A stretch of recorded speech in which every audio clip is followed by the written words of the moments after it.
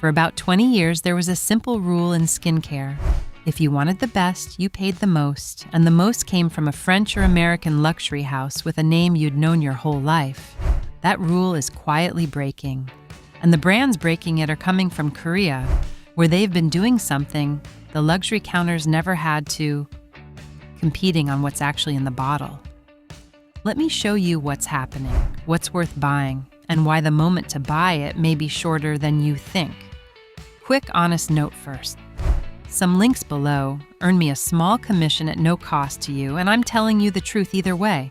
So let me start with why Korean skincare got this good in the first place, because it isn't an accident or a marketing story. In Korea, skincare isn't a luxury afterthought. It's a daily culture treated more like personal care and even a kind of preventive health than like a fashion purchase. That culture created enormous, fierce competition among brands, and fierce competition does something wonderful for the shopper. It forces the price down and the quality up at the same time. When dozens of companies are all fighting for the same careful, label-reading customer, the one who wins is usually the one offering the better formula for less. So while the Western luxury houses spent decades competing on image, heavy glass, and celebrity faces, Korean brands were quietly competing on texture, ingredients, and results. Two completely different races, and the one run on ingredients tends to produce a better bottle.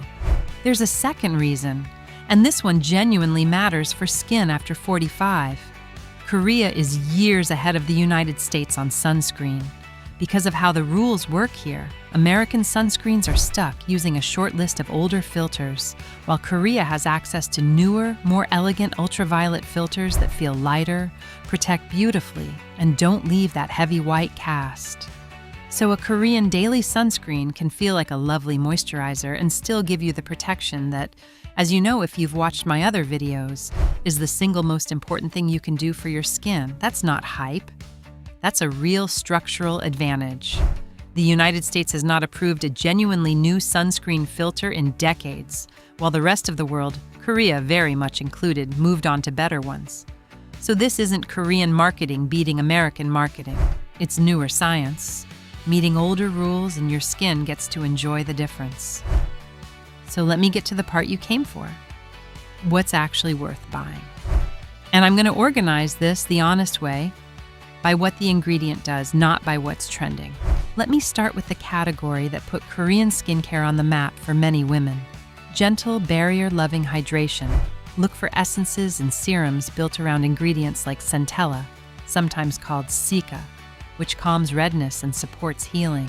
Look for heart leaf, which soothes reactive, irritated skin. And look for the famous snail mucin serums, which sounds strange the first time you hear it, I know, but are genuinely lovely for hydration and that plump, bouncy feeling. These are the kinds of products that often cost somewhere between $15 and $25 and outperform serums at 5 times the price, because the formula was the whole point. The second category, worth your attention, is of course sunscreen for everything I just said. A good Korean daily sunscreen is, in my honest opinion, one of the best value purchases in all of skincare right now. Light, comfortable, protective, and affordable. If you've avoided daily sunscreen because everyone you tried felt greasy or left you pale and chalky, this is the corner of the market that may finally change your mind. The third category is gentle, glow-building treatments. The rice extracts, the ginseng, the propolis serums that give skin a soft luminosity without harshness. These lean into brightening and comfort, rather than aggressive stripping, which suits mature skin beautifully. They won't replace your retinoid, and I'd never tell you they would, but as the supporting cast around your core routine, they earn their place and rarely cost much. Now let me clear up the one thing that scares women away from Korean skincare, because it's mostly a misunderstanding. You've probably heard about the famous 10-step Korean routine, and the idea of standing at your sink doing 10 things morning and night sounds exhausting and expensive. Here's the truth. You do not need 10 steps, and most Korean women don't do 10 steps every day either. That long routine is a menu, not a mandate. You pick what your skin needs. For mature skin, a gentle cleanser, a hydrating essence or serum, a moisturizer, and that excellent sunscreen is plenty. 3 or 4 steps, not 10. So don't let the reputation for elaborate routines talk you out of the part that actually matters, which is a few well-chosen, well-priced products used consistently.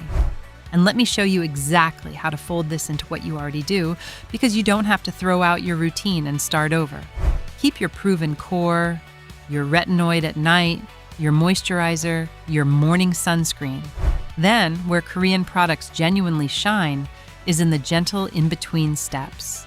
Swap your morning sunscreen for one of the lighter Korean ones, and you'll likely enjoy wearing it far more, which means you'll actually wear it. Add a hydrating essence after cleansing if your skin feels tight and thirsty.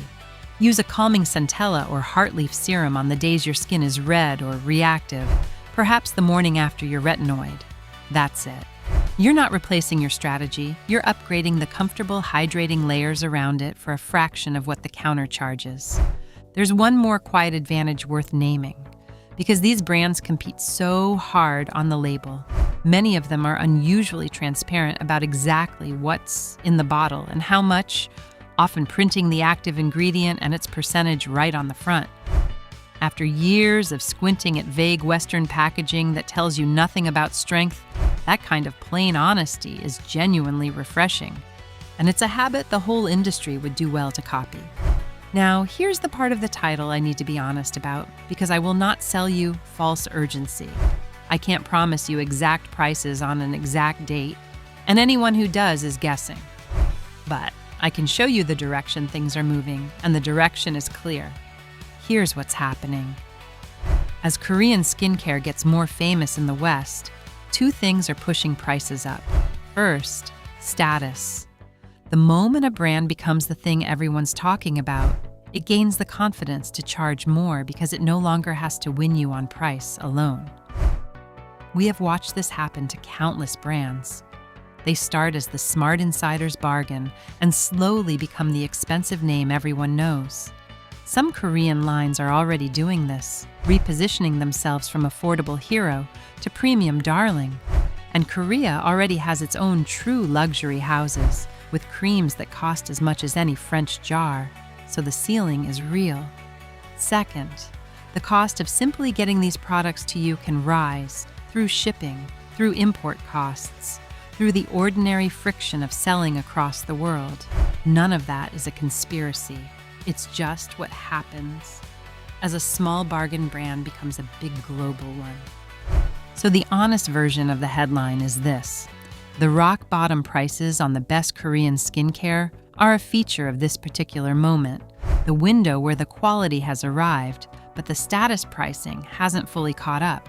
That window does not stay open forever. It never has for any category. So if there's a sunscreen or an essence you've been meaning to try, there's no harm in trying it while it's still priced like a secret rather than a status symbol.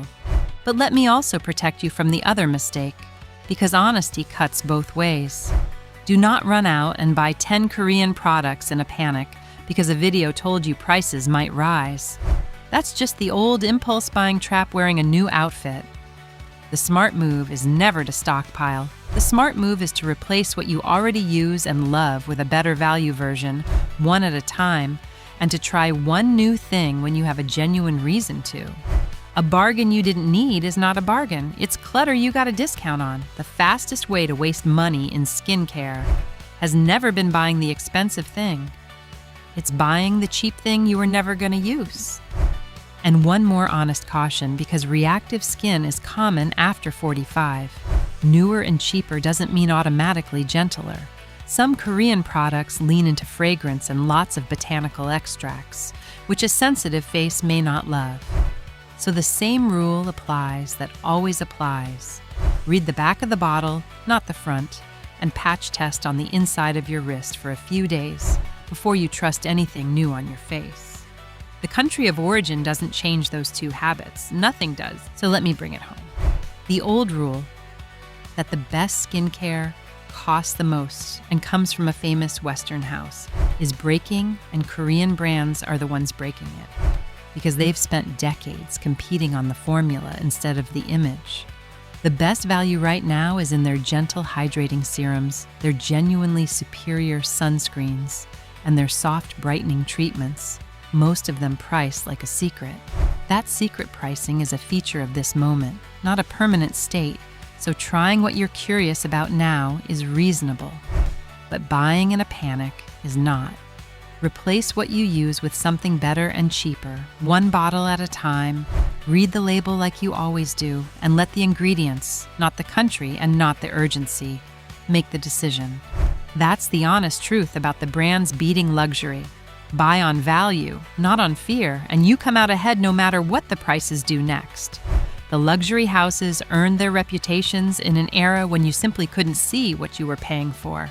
That era is ending, and a smart woman with a label in her hand and a little curiosity is exactly the kind of shopper the old counters quietly dread. In the next one, I'm telling you why your expensive vitamin C serum might already be dead before you finish the bottle, how to spot it in 2 seconds, and what to do instead. So let me leave you with a question I genuinely love answered. Tell me in the comments, have you tried a Korean skincare product yet? Which one? And was it worth it? And if you haven't, what's been holding you back? Your honest take helps every woman here decide where to start. And if you found this useful, hit subscribe. I post every Monday and Thursday, and there's always another honest breakdown on the way.